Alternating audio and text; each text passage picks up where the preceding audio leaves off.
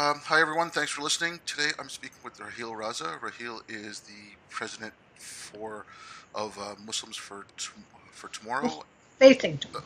Muslims Facing Tomorrow, and she's on the advisory board for the Clarion Project. Hi Raheel, thank you very much for joining me. It's my pleasure. Thank you for having me. So yeah, I was just wondering if you could maybe give a little bit of your background for people who don't know, and then we can go from there. Okay, well, I am a Pakistani born Canadian and I am an activist for human rights, very involved in matters of rights of women in Muslim majority societies. I am an author, a journalist. I have made a documentary. I am a bit of a playwright. I'm a grandmother. And I am retired from a government job. And now I focus my time full time on my organization, the Council for Muslims Facing Tomorrow. Okay, and like so, I mean, I've seen you speak, I've seen some of the videos and stuff you do. So how do you find, like, especially today? I mean, I've noticed basically since 9/11, if you start talking about Islam, all of a sudden you're slammed as a racist or a bigot. Um, like, how do you navigate that? Like, how do you navigate speaking about Islam at the same time, not trying to fuel hatred and that kind of stuff? It's a very slippery slope. It's a huge challenge because now, these days especially, I find that I am totally squeezed between the two extremes, the extreme left and the extreme right. And for me, for a while ago, left and right were just directions. I don't really think in terms of left and right, but unfortunately, it's out there. So if I speak about Islam as my spiritual journey, which it is, I'm an observant practicing Muslim, I get slammed by those on the right saying, oh, she is a Muslim, so, that's problematic. And I automatically get lumped with everyone else. And, on the other side, we've got the Islamists who are critiquing me for speaking out against the problems within the Muslim world, which are too many to number right here, but you're as aware of them as I am. We're dealing with issues of terrorism, radicalization, oppression of women's rights. You see what's happening in Iran. You see what's happening in Saudi Arabia. There's no end to it.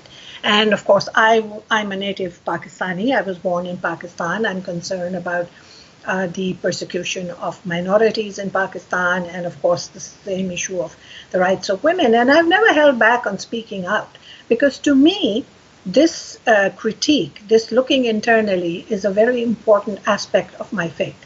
And it's something that we have to do. As Muslims, I feel morally and ethically obliged to speak out first before someone else says something, because they will always be labeled a racist and a bigot. So it's a very fine line. It's a very difficult, slippery slope. And basically, it doesn't matter what I say, I get slammed. So I figure I'm just going to say what I want to say. Yeah, I mean, I kind of jokingly said it. I know you're still believing, like I'm an ex-Muslim, um, but I kind of said, like those of us who are talking out, even the ex-Muslims, we are walking a difference throughout the mustaqim. Like the narrow path, the true path. Yes, It's we have to, because I don't want, obviously I don't want my family hurt. I don't want anything to happen to my family when I speak out. I don't want people to vilify Muslims because I say, okay, I'm opposed to forced hijab. You know, yes, and or if I'm opposed to, like you said, what's happening in Pakistan with the minority communities, or in Bangladesh, or any yes. place in the Middle East. If I speak out about that, I don't want to feed the hatred, but at the same time, I don't want to stay silent about human rights being quelled. Well, the reality is that speaking out about human rights transgressions should not be considered hatred. It should not feed the hatred. What we are doing is exposing the problem so that we can find solutions. Now, at Muslims Facing Tomorrow, which is my organization, we have a mandate of what I call the three E's. And, I believe we have to expose the problem, we have to educate the masses, and we have to then empower for change from within. Now, whether you're a Muslim, ex Muslim, Jewish, Christian, Buddhist, it doesn't matter. in the end, all what rises above all of this is our humanity. My faith is a very personal matter to me. Uh, your being an ex-Muslim is a very personal matter to you. But what is happening in to humanity, what is happening to our core within our faith, what is happening to our core religion is something that impacts all of us. And I am, as I said, I'm a grandmother. I look at the future of the next generations, and I believe that we have to clean up the mess that has been left by the Islamists. So one thing that I do, whenever I speak in public and whenever I write, I try to differentiate between Islam as a faith and Islamism as a political ideology. And, help people understand that when we speak about Islamism or Islamists, what we are critiquing is an ideology. It's not even, I mean, it stems from Islam, but it is an ideology that wants to rule, that wants hegemony, that is about patriarchy, it's about power, it's about politics. It has nothing to do with spirituality. No, I mean, and that's, I mean, again, I try to do the same myself. I try to differentiate between, okay, I'm talking about an ideology, and it doesn't have, like, a lot of people focus too much on terrorism, which I'm not saying terrorism is a good thing, but it's the most visceral. It's the most, it's the tip of the iceberg. There's so much underneath it, where you're denying, like what they're doing in Brunei now, and everyone's taking notice. Oh, they're stoning the LGBT community to death, but then they're not talking about, they also want to stone blasphemers. They also want to stone people who insult the Prophet. They want to stone to death adulterers, and then they threw in rapists in there as well. So they're bunching all this together. Or like Saudi Arabia saying, okay, we're going to fight terrorism, but then they make atheism a terrorist offense. So it's, Yes, I agree with you that we are just skimming the surface. Many of us are just finding band-aid solutions to what seems to be the overt problem. But I'll tell you this, that even before 9/11, those of us who are concerned about what is happening in the Muslim world have been speaking out about the ideology. We have to go back to the core and the foundation of where this is coming from. If we are going to critique what is happening in Brunei, we need to go back and see where it's coming from. It is the use of Sharia and Hadith, the secondary texts, which are very problematic. But you'll notice that people don't talk about that because that seems to be a sort of a no-no. They won't go to the core of the problem and say, look, there's got to be something wrong within an ideology where they can use a religion to justify these inhuman practices, whether it's in Saudi Arabia, whether it's in Brunei, whether it's in Pakistan or anywhere else. What the Islamists do continuously is use faith to justify their actions. And unfortunately, there are many aspects of Hadith and Sharia, which are very problematic. And we need to talk about it. But that conversation doesn't happen because Muslims, non-Muslims, everybody has a knee-jerk reaction. They get very sensitive about it. And of course, there's a lack of information. So, the lack of knowledge leads to people slamming what is happening overtly without sort of going, scratching the surface and going into the background to see where is this coming from. yeah, I mean, I keep trying to move the conversation in that direction, saying, look, let's talk about, people will complain, oh, look what's being done, Mike Pence or someone in the States from the Republican Party, oh, look, they're going to be prosecuting homosexuals. Well, when I say that about Islam, why am I then vilified, right? I mean, I think, like, Yes.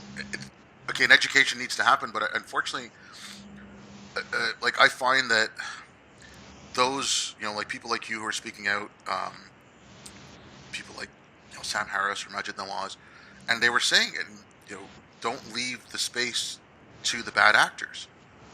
And I found that it's Yes. by not having this conversation, it's only bad actors or majority bad actors there right now. Well, the Islamists have taken over the narrative, and this is something we discovered in the work that we've been doing for so long, and we allowed them to.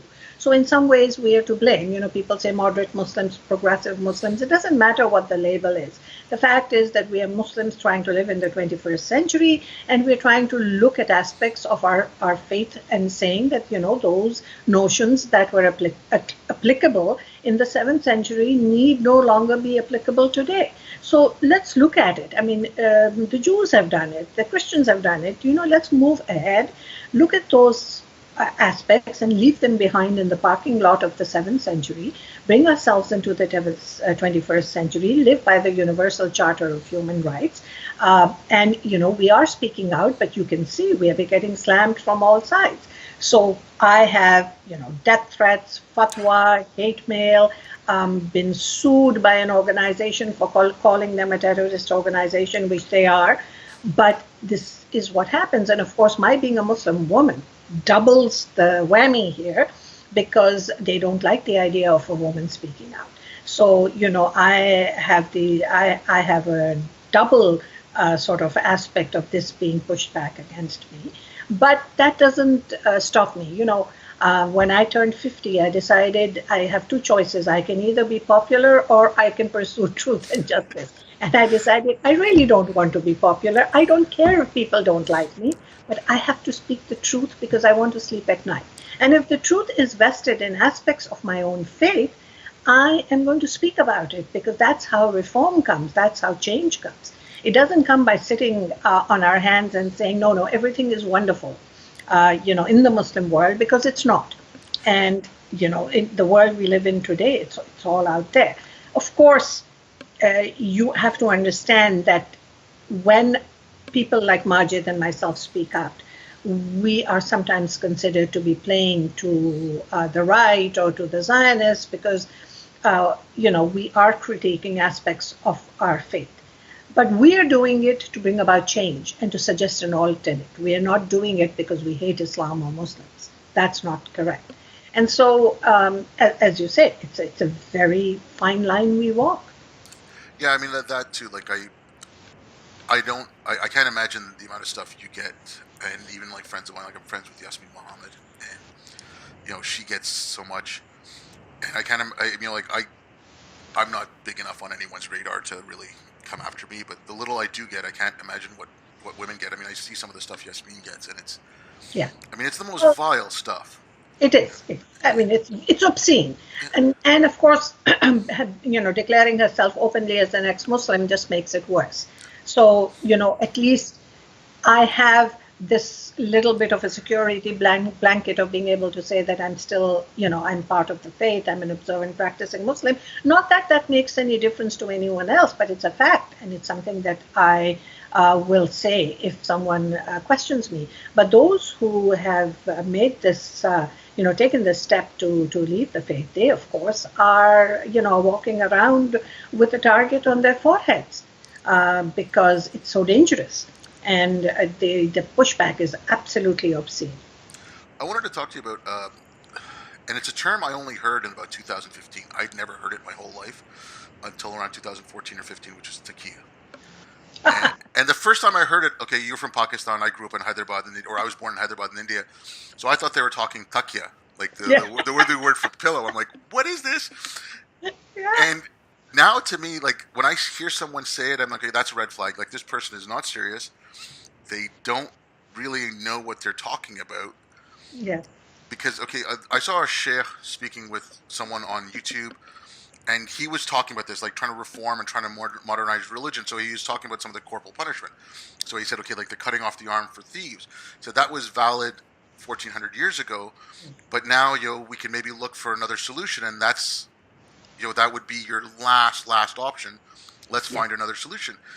And in some of the comments on the video, people are like, "Oh, this guy's not really a Muslim. He's a Muslim and he's committing taqiyya because he wants to lie to you." And it's like this term has gained some purchase, and it's silly. It's Yeah, it is, and I'm glad you brought this up, because This actually, goes to the root of part of the problem, which is ignorance. Like you, I had never heard of the word takia until I came to Canada, and initially I also thought it was pillow takia because I'm an Urdu speaker. But it has been used more and more, and it has been used for me as well. So when I stand up and say that I'm a progressive, liberal, modern Muslim, and I believe in human rights above religion, oh, they look at me and they say, oh, she's doing takia. So I started investigating it. Now, fortunately, I'm married to a man who's a Shia, and I don't know if you're aware that this term takia was used by people of the Shia leaning much more. And it was a term that was used only, it was a permission that was given to Shia Muslims initially, and then the Sunnis also picked up on it, to be able to lie in order to save their lives in self defense. That if they are cornered and their life is in danger, they can lie and say that they are not Muslims.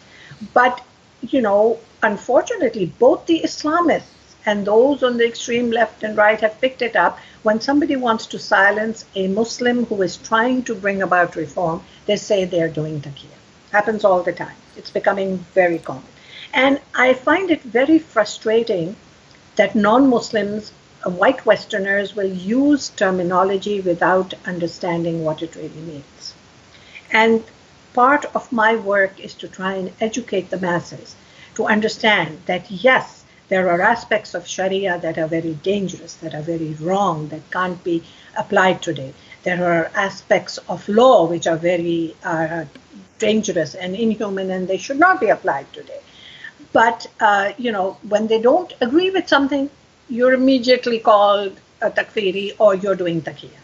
And, it comes up every single time I go out and speak in public. Someone will raise their hand and ask about taqiyya. There are some standard questions that come up.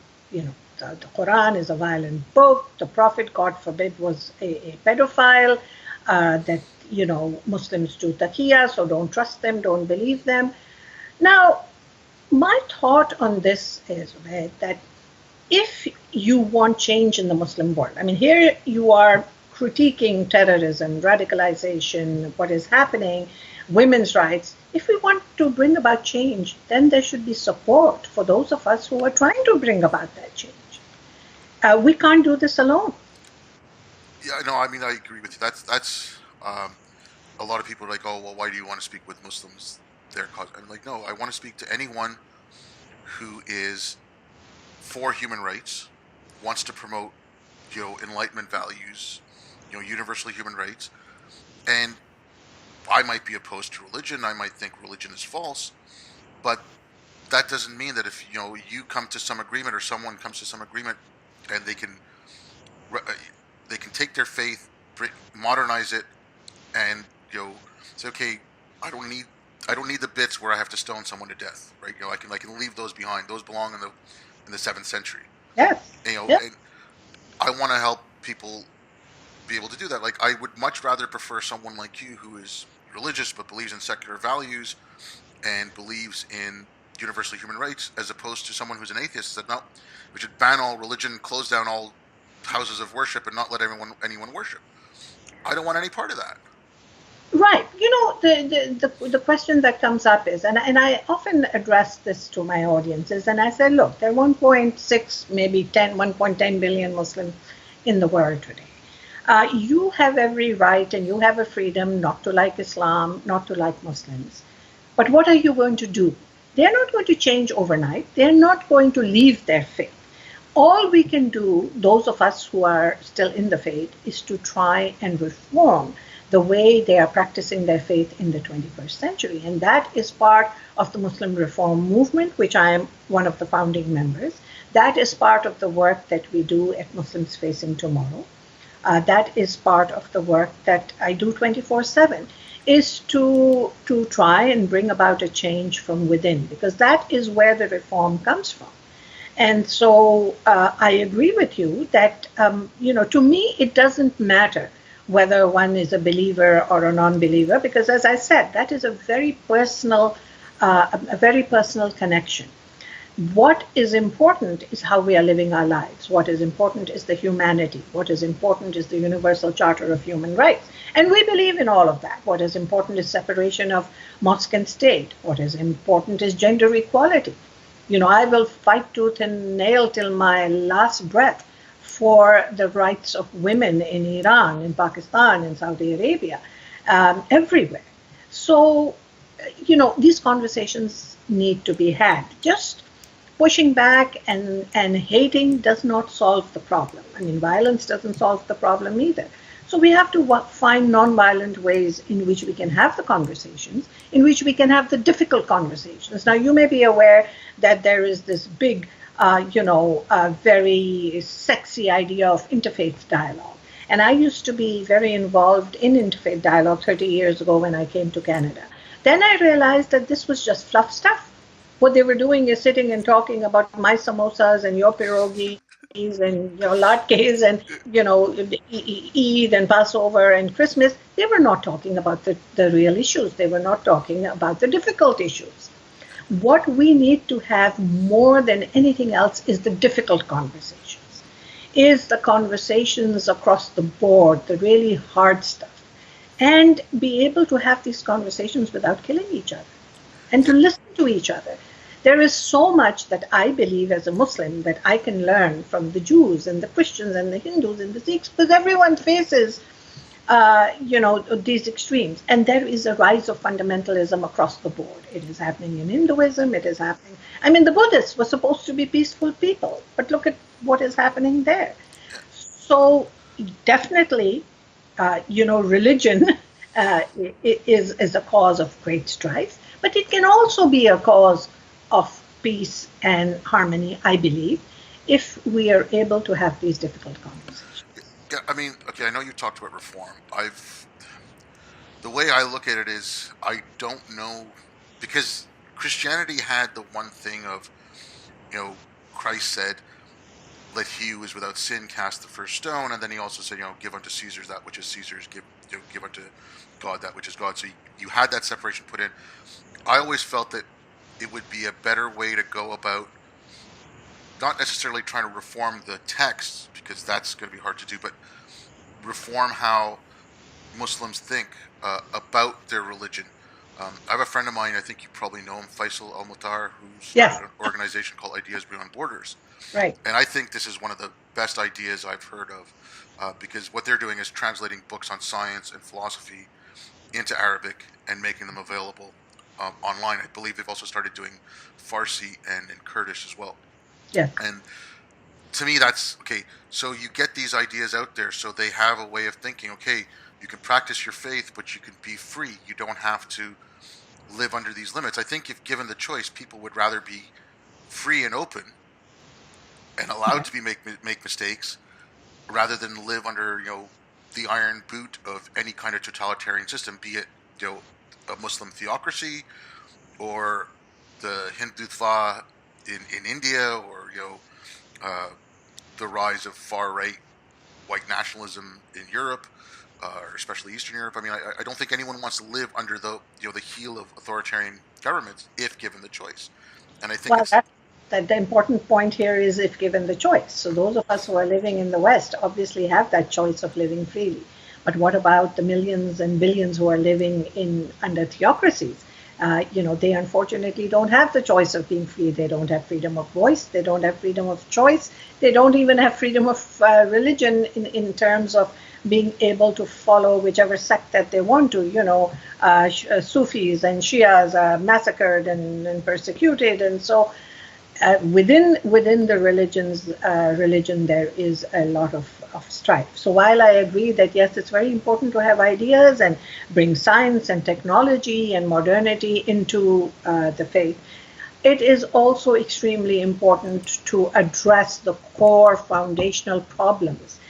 I personally think, and this is just my opinion, that unless we can do away with the problematic hadith and sharia from our faith, we're never going to have the reform, because people keep going back to that and using it as their core foundational values. So when that is going to happen, whether it's in my lifetime or not, but there are scholars working on it, and I think it's extremely important that we have that reform understanding as well. Yeah, I mean, I was a little okay. Let's say maybe go back 10 years, and I was maybe more hopeful that South Asia they would start being more of a reform and more of a relaxation going on there.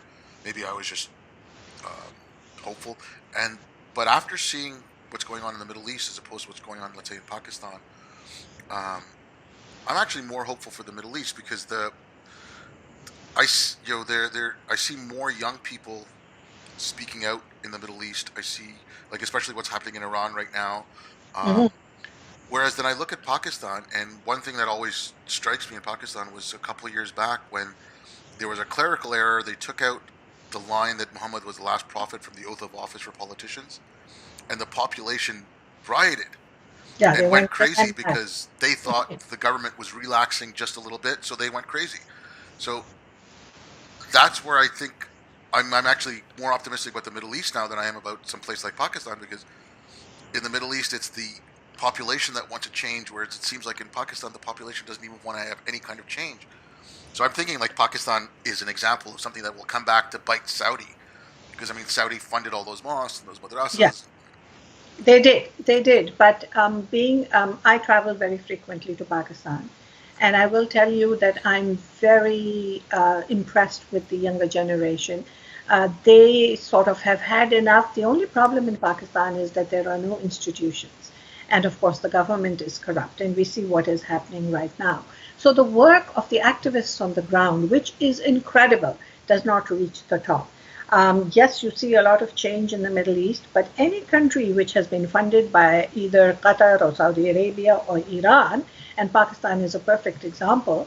The struggle for power between the Sunnis of Saudi Arabia and the Shias of Iran. The playground for that is countries like Pakistan, where they each keep on funding more and more. And whenever you see that happening, then of course it's very problematic because their ideology is being promoted on the backs of billions of petrodollars. And I've seen this happen. I have seen the change, and this is one of the reasons that my husband and I left. The change from a very liberal, modern upbringing, which was my childhood, where it was a different Pakistan, it was a different Islam. Luckily, I'm at an age where I can look back and see that yes, there is hope because I grew up, with an Islam which wasn't thrust down my throat. I mean, it was, I studied in co-education, and there was music, and then there was happiness. Now everything is dark and dreary, and Pakistanis have an identity crisis where they're being told that unless they're Arabs, they're not good enough Muslims. So that is very problematic. And at the same time, like you, I also see hope and change in Iran and in the Middle East. And my main hope is the younger generation who are so fed up of waking up every morning and trying to figure out, what they're going to do with their lives. That is where the hope is. And if the governments can support them, I hope that that change will come. My mom grew up in Karachi. Like she was born in Hyderabad in India, and then her family moved to Pakistan after partition. So she was about 4, I think. Um, so I mean, I see pictures of her when she was in university, and she's wearing a shalwar kameez, but it's loose. She doesn't have her hair covered. Right. Her friends are all, her and her friends are all wearing sunglasses, looking as fashionable as possible. And then, I mean, maybe I'm mistaken on this. I haven't spent a lot of time in Pakistan. I spent more time in India. But my way of thinking was after '72 when they made it an Islamic-based education system. I'm thinking that's where it kind of started having a more of a downturn, going towards this extremist ideology. I don't know if I'm correct there or. Well, the extremist ideology came into Pakistan when we had a president called General Ziaul Haq. General Ziaul Haq was a military dictator, but he was very empowered by Saudi Arabia. He had gone there, met the leadership, and then taken a lot of money from them, and that's when the Saudi money started coming into Pakistan. And Pakistan, of course, needed that Saudi money to survive. Now, whenever there is money being poured in, there's obviously an agenda. And I was in Pakistan at the end of the 1970s when we saw this change. Exactly as you're saying, suddenly women on mainstream media had to be covered. Schools that had been co-education were separated. There was nationalization of the education system. So this ideology we saw creeping in. And of course, today it's taken hold fully in Pakistan, where a majority of the mosques are, have been bought out by the Saudis, or the Shia mosques by the Iranis. So as I said, the turf war between Iran and Saudi Arabia is being fought out in Pakistan. And so that is when this sort of, extremism started coming in. And we see the results of that. And mostly we see it in the culture, which used to be a very lively culture because of their connection with India. My mother never wore a hijab the way Saudi women do today. I grew up in a very modern, well, I would say a middle class family, but we were modern. As I said, religion was never thrust down our throats. It was there, but it was a part of everything else that we were doing. But now, of course, it's a whole different understanding. Hopefully, this new young man that we have now as a leader, Imran Khan, he is educated. He's not from a feudal system. He has brought about some changes, and I was in Pakistan very recently, and I was very pleasantly surprised to see that there is a change. Young people are feeling more empowered to do more stuff. There's creativity, there's activism. It just needs to come to the top. I wanted to talk to you about one, like you'd done a video for Clarion called "By the Numbers," and Yes. it was you'd expanded on something Sam Harris talked about, like those concentric circles. Mm. And the reason I wanted to touch on this was the shooting that just recently happened in Christchurch. Yeah. Immediately after that, I saw friends of mine who are white putting up one put up a pyramid that said it had just had whiteness at the bottom, and the pyramid started rising.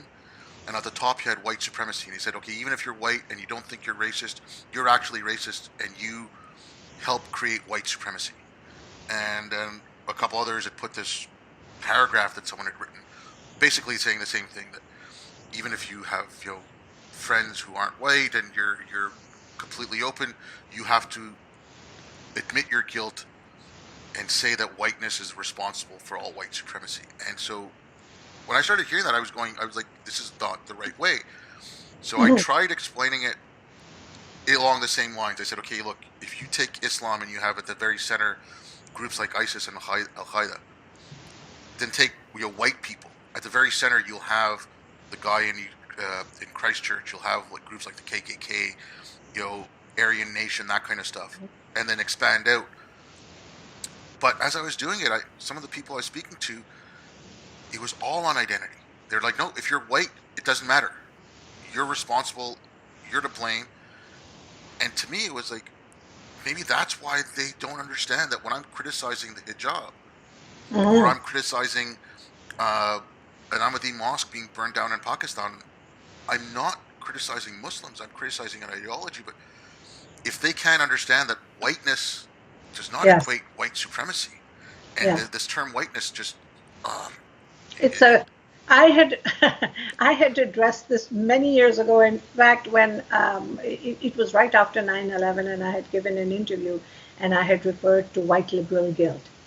And this is a symptom of that. And Christchurch, unfortunately, when it should have had a very harmonizing effect of bringing people together, has really polarized people. And so what you're talking about, this idea that people have started believing that if you're white, you're automatically guilty, there is also the other side of it. Anyone who has ever criticized Islam, Muslims, or any aspect of Islam or Muslims is to blame for Christchurch.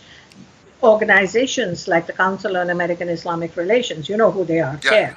The general idea that they are floating is that people like me are responsible for Christchurch because we have criticized aspects of Islam.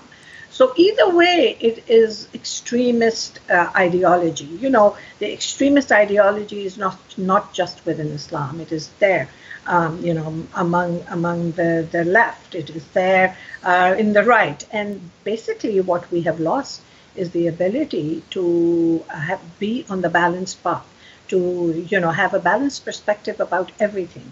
Christchurch was a terrible, terrible tragedy. It should never happen to anyone. It should never happen to any human being. It was really terrible.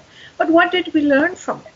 We need to, and I've written an op-ed about this. I don't know if you've seen it. It's on the Clarion page. And I said, instead of just making Islamophobia the main concern after Christchurch, we should be looking and seeing how are we treating our, by we, I mean Muslims are treating minorities in Muslim majority societies. So we unfortunately don't talk, we don't reflect. We don't do the ijtihad, which is such an important part of my faith. And I believe that that's the concept that we have lost out. People are just fixated. And now we have the rise of the regressive left, as Majid Nawaz calls it. They are in collusion with the Islamists and support them in their very, very, obscene causes. But this is exactly what we're up against. And it is becoming more and more difficult, let me tell you, to speak out as a Muslim. It is becoming more and more difficult to speak out as a reformist Muslim, as an activist, as a Muslim woman. And sometimes I wonder, why do I even do it? But as I said, it's something I have to sleep at night knowing I did my part. You brought up CARE. I was going to mention this, but because they wanted to put in, they wanted to bring in legislation, or they're pushing to have legislation brought in the States, or at least they're making noises about that. That using the terms Islamic terrorism, yes, is Islamophobia, and I believe in Ontario there was a private member's bill that was just brought in about that. Oh, yes. Tell me about that. We have in Canada, we have in Ontario something called M103, which is Motion 103. I That know, will, I'm not talking about M103, but recently I just read an article oh, that an NDP leader, she brought up. yes. Yeah, like M103. Okay, M103. I'm disgusted by. I read the report that came out after it, and it still does not have a definition of what Islamophobia Right. is. And I mean, I don't like that term. I would much prefer like anti-Muslim hatred or Yes, anti-Muslim yes. bigotry. But yeah, no, I mean, I don't know. Also, if you've read there was a report that came out from the UK where their government has given a definition of Islamophobia, and that's horrendous. It basically says that criticizing, calling it Islamic terrorism is Islamophobia. That it skirts on.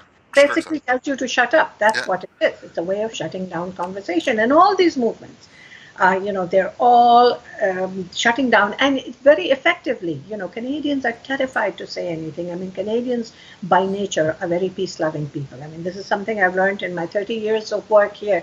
They do not like conflict. So when I used to go out and speak, I had to change my terminology when I speak in Canada and when I speak in the United States, because Canadians do not like any kind of conflict. They do not like terminology that relates to conflict. So now, with all that has happened after Christchurch, they are just terrified of speaking out, and this has given Islamists full freedom to promote their agendas. I mean, just anything and anyone is shut up because it's Islamophobic. And I hate the term Islamophobia, I have to tell you this.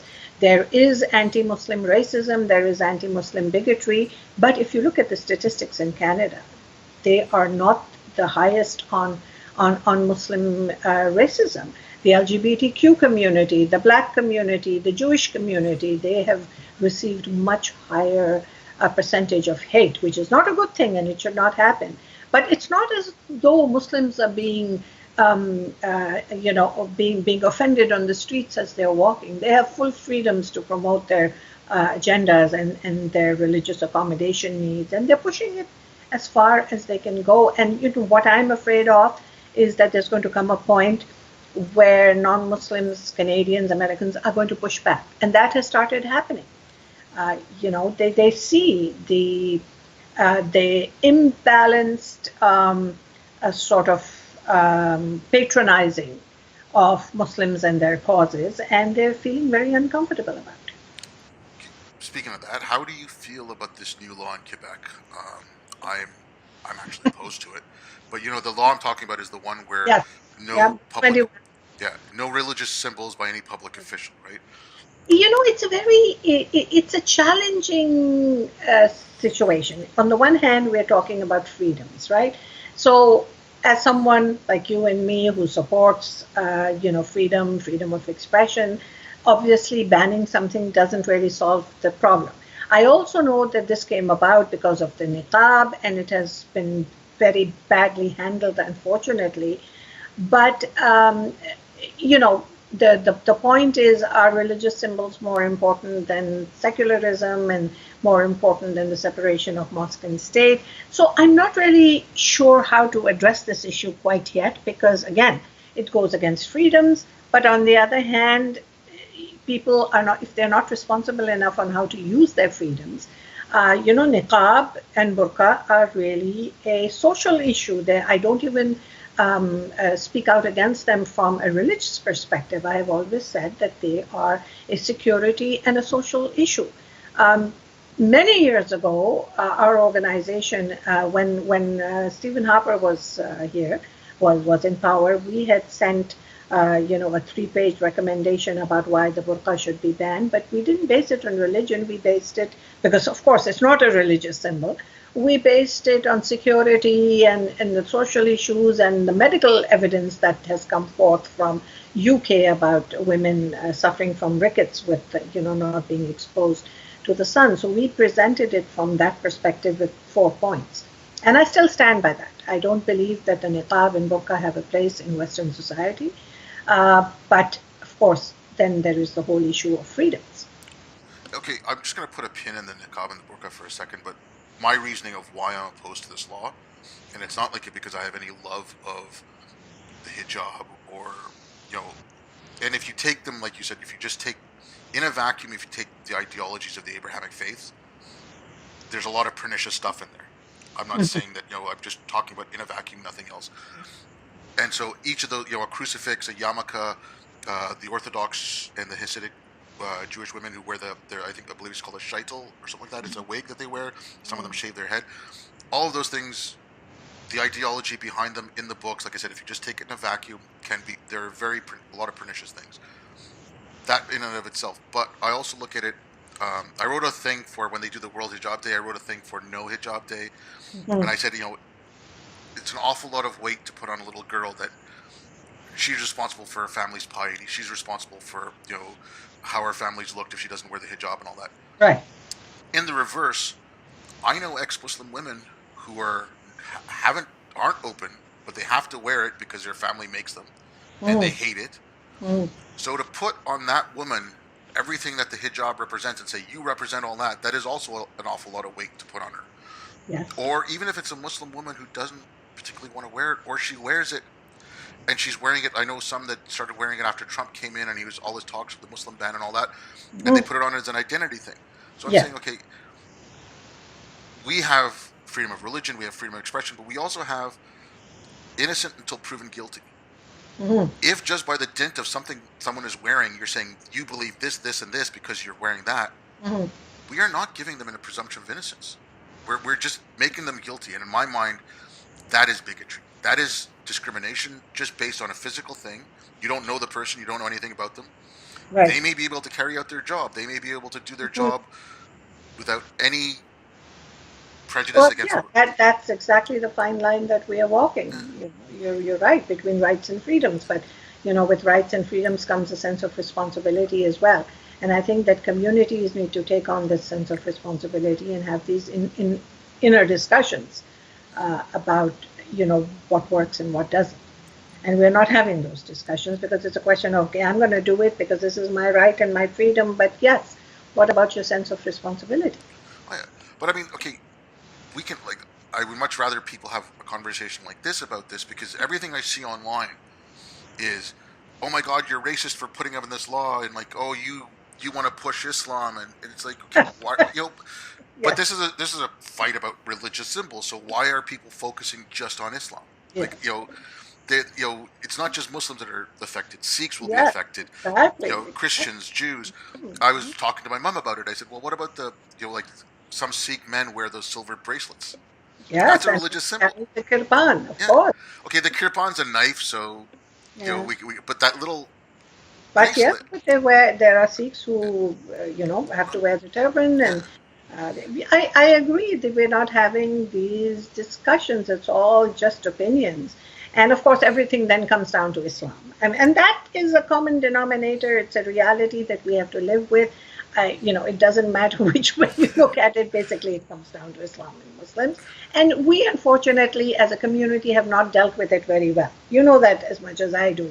We don't even have that harmony within our own communities where we can have these dialogues. I mean, we can't even get over the Shia Sunni divide, which was never so divided as when I was growing up. When again it goes back to this whole push for division and sectarianism, those conversations don't happen. Yeah, I mean, okay, when you're talking about how it's difficult to have a conversation.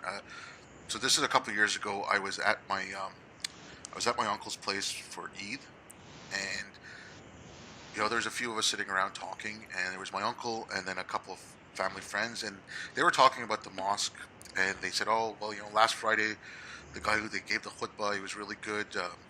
And for anyone who doesn't know, the khutbah is the sermon after the prayer. Uh, I like the way this guy speaks. He's very moderate. He's very relaxed. I don't like the way the other imams speak because they're too political. And these are men in their 70s. And I said, well, why don't you say something in the mosque? And they were shocked because they're like, well, we can't say anything in the mosque. We might get thrown out. Yeah. And it's like, okay, you're grown men with children and grandchildren. Maybe if you can't speak freely, it's not a place for you. Like, I mean, and they're still afraid to speak out Yeah. because of standing in the community. And it's, Yes. they, Yes. Oh, you're so right. We have allowed so much to be said that shouldn't have been said because we're afraid to stand up and critique what the imam says. And you know what the alternate is, that people just stop going to the mosque or that mosque. This is what happened with my sons as they were growing up. They were mosque going until they started realizing that the sermons were so politicized that it was not of any interest to them. So instead of standing up and speaking out, they just stopped going. yeah, I mean, okay, that was okay. Going back to this is about myself. This was in the late. So I was 16 when I stopped believing. There was a gradual process from 11 to 16, and I told my parents when I was 22.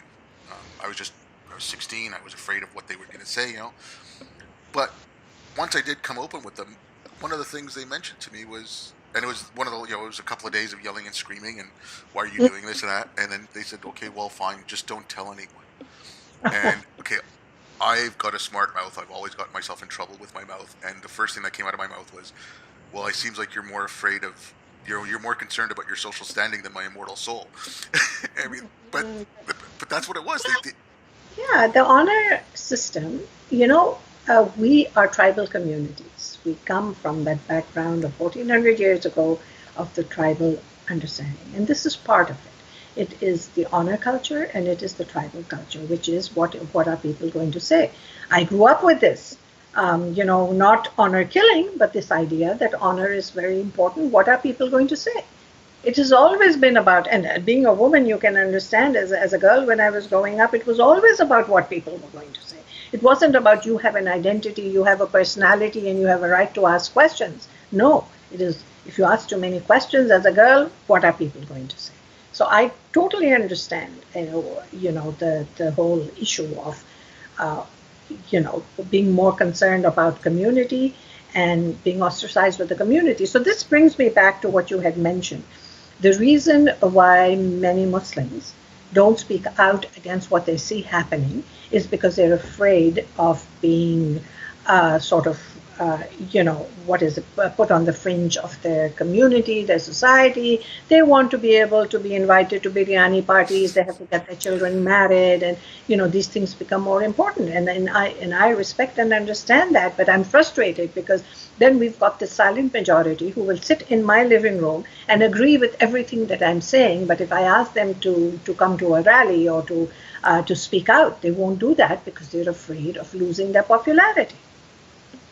Yeah, and I mean, in some ways, okay, I don't want to call it willful ignorance, but I was speaking to some friends of my mother the other day, and I mentioned Raif Badawi, Mm. and they had no clue who he was.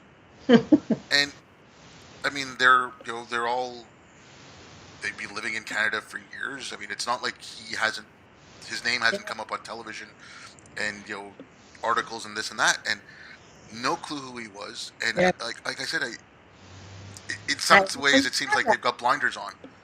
Well, they want to. So there are those people who don't want to get involved because what we are doing is not very pleasant stuff. What we are doing is challenging. They want to live their 9 to 5 lives, as I said. They want to go to these biryani parties. And that's fine. They want to get their kids married. They don't want to be involved, so they make an independent decision. I have friends who have said that, Raheel, we will come for dinner to your house, but we don't want to discuss religion or politics because it's too challenging, especially the work that you're doing. I say fine, that's okay. You don't want to discuss it, that's okay. So there are people who do not want to have anything to, but then, now here's the irony.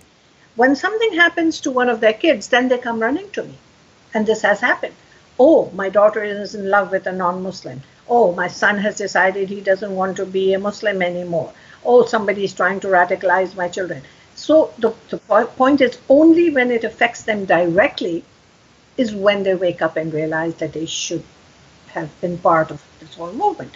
I I would say that a large part of the South Asian community doesn't know who Raif Badawi is. It's those of us who are activists and who've been lobbying for his release who are aware of this situation. They don't even know what is happening in politics in Canada or in America. I mean, and they don't want to.